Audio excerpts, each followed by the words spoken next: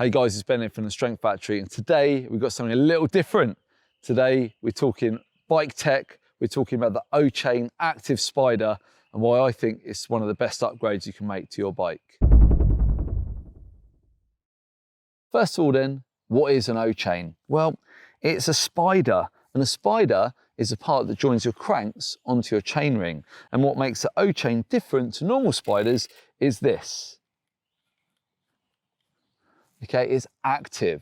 And what we've got going on inside here is we've got some little gaps that basically slot together like this, and they're damped with little mini elastomers, okay, that stop it bottoming out harshly.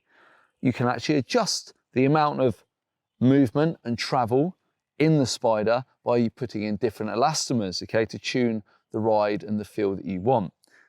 Now, why would we do this? Why do we want this movement here when all you hear about in the magazines is how you want a really quick pickup and engagement in your hub? Well, it's all about your suspension and how it works when we're going down a hill. So for bikes like my Vitus Sommet, we've got a nice simple 4-bar suspension layout with a horse link. And what happens as we compress the suspension is that this distance here lengthens and it pulls on the chain.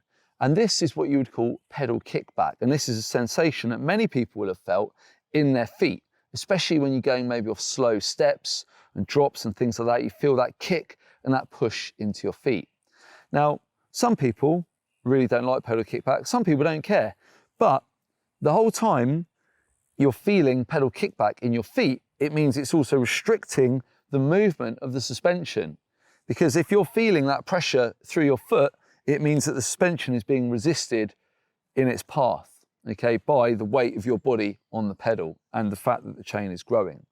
Now, this is also made worse by the fact that we're all running clutch mechs, okay? So this isn't then allowed to move. If I take the clutch off and that's got a bit more freedom, then you've got less chain security, it's a bit noisier, but we also remove some of the problems that we're talking about. But I don't want to lose my chain, and I've got an OChain.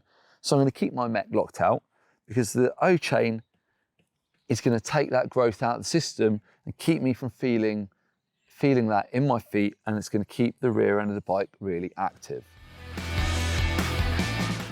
I've been running the OChain on my bike for nearly a year now, and just for the record, I bought it with my own money. It's not a sponsor or free product, okay? This is impartial review and my honest thoughts.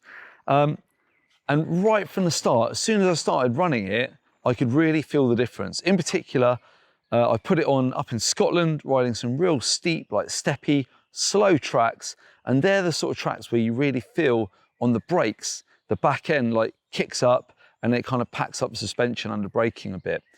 As soon as this was on, you could just feel you were more settled, more planted. And on the steep stuff up in Scotland there, I immediately felt that my braking was better and more controlled. That is definitely a good thing. Having run it for nearly a year now and run it all over the UK, from steep and loamy to fast bike park tracks and jumps and things like that, the main thing I can say is that it just really calms down the back of the bike and the sensations I get in my feet. My feet get less tired, okay, which sounds silly, but on bike park days, it'd be my feet that would often get a bit beaten up and tired before my hands, okay? But now, there's just a lot less going on down there, and I can just concentrate on dropping my heels, pushing through the bike and riding well. There's just less going on, it's calmer, it's more settled, I'm more comfortable, less fatigued, and I can't prove it, but I think I'm a bit faster, okay? Proving that is really difficult. You know, put it on, take it off, back-to-back runs, blah, blah, blah. I don't have the time, I don't have the energy, I don't have the means. But put simply, if I feel more comfortable on the bike, if I've got less distractions on the bike, and if braking feels a bit better and more controlled, then I don't see how I can't be going faster. Drawbacks? Well, I guess it's another, fairly expensive and sort of complex thing to go wrong. I'm at the point now, like about 11 months in, where I do need to give it a service and change the elastomers. But having said that, it's done a really wet winter and a lot of jet washing, and it's absolutely fine. No creaks or anything like that, but I need to sort it out before I go to Morzine.